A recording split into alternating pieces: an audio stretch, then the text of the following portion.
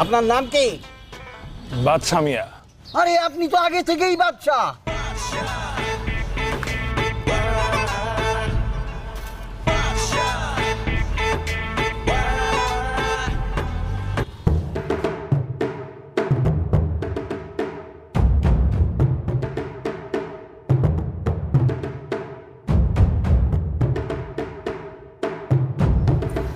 Kilo বিপদ নাকি কোনো?